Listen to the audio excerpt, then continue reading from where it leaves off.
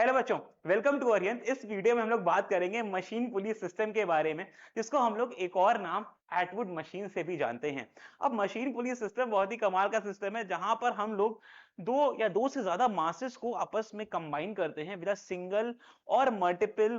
Movable और fix pulleys, और निकालते हैं उनके टाइम पीरियड्स और एक्सेलरेशन की वैल्यूज को। यहाँ पर for a very simple example मैंने दो मासेस को लिया हुआ है, जिसमें एक का मास m1 है और दूसरे का मास m2 है। एंड आई एम कंसिडरिंग कि ये जो पुली है ये इस डायरेक्शन मूव कर रही है। मतलब मैं ये कहना चाहता हूं कि जो हमारा मास m2 है वो कहीं ना कहीं ज्यादा है मास m1 से। और अब हम लोग फाइंड करेंगे इनके होने वाले मोशन से एक्सेलरेशंस और टाइम्स की वैल्यूज को। तो without any further delay let's start and draw the very first free body diagram. इन दोनों मासेस को सेपरेट करके इनका हम लोग फ्री बॉडी डायग्राम पहले ड्रॉ करते हैं। So for mass m1 we have a body here and mass m2 let's say there's a value here। अब क्योंकि मास m1 और m2 दोनों पे ग्रेविटेशन वैल्यूज तो लगी रही होंगी, मतलब एक जो उनका वेट है वो डाउनवर्ड तो लगी रहा होगा, तो m1 पे जो डाउनवर्ड फोर्स लगेगा उसको हम लोग कैलकुलेट कर सकते हैं विद अ फॉर्मूला m1g, और जो m2 पे लगेगा दैट इज r m2g। दोनों पे डाउनवर्ड फोर्सेस तो है ही हैं, m1g और m2g के फॉर्म्स में, एंड बोथ आर डाउनवर्ड। अब समझने की बात क्या है कि क्योंकि इन पे रोप्स हैं तो उनके टेंशंस होंगे, और टेंशंस ब्रीड्स के अपोजिट लगते हैं बच्चों, तो यहाँ पर लग रहे होंगे इन पे लगने वाले टेंशन T और T। और क्योंकि सिंगल रोप है तो सेम सिस्टम में सेम रोप पे सेम टेंशन लगता है, तो दोनों की वैल्यू सेम रहेंगी। क्योंकि अब ये बॉडी जा रही है ऊपर, तो इसका जो एक्सेलरेशन होगा, मतलब इसका जो मोशन होगा that is upward, that is m1g, और ये आ रही है नीचे, इसका होगा नीचे m1g, या फिर g की जगह, क्योंकि ये एक्सेलरेशंस के फॉर्म है तो better to say that they are the values of a's acceleration के form m1a and m2a, right. अब अगर हम इनकी वैल्यूज को फाइंड करना चाहें टेंशन के रिस्पेक्ट में, और टोटल हम लोग इनका एफ नेट निकालना चाहें, टोटल फोर्स अप्लाइड, तो पहले टेंशन को भी ड्रॉ कर ही लेते हैं लगे हाथ, टेंशन और ये टेंशन। अब अगर इसके एफ नेट को हम लोग जीरो करें, that is a force being acted on the body, इधर भी और इधर भी,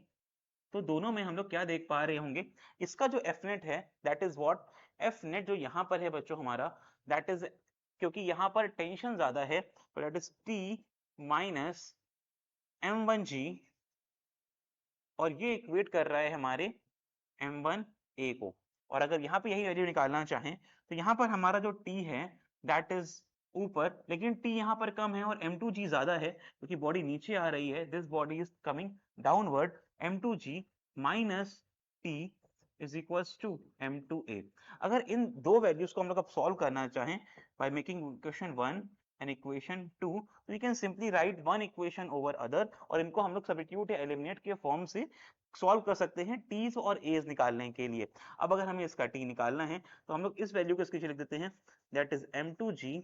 minus t is equals to m2a, और इनको अगर हम लोग सब्ट्रैक्ट कर दें तो यहाँ पे t प्लस का है और ये t माइनस का है, तो t से t कट जाएंगे, we will be left with m2g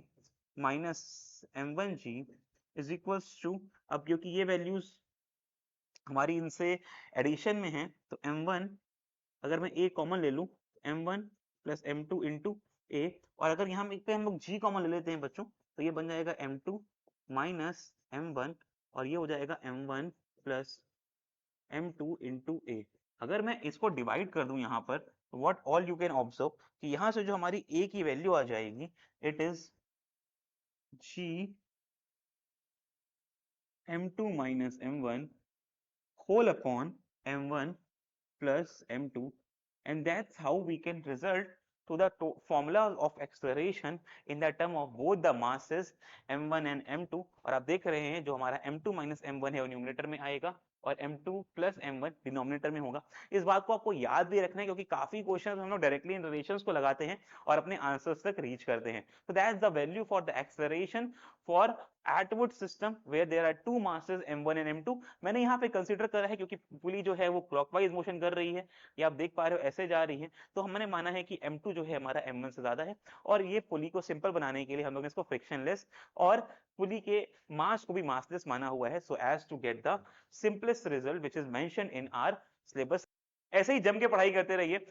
कोशिश करिए कि आप अब जो अपनी बैक एक्सरसाइज के क्वेश्चन सबको प्रैक्टिस करें। मिलते हैं नेक्स्ट वीडियो में, तब तक के लिए tata bye bye, see you all.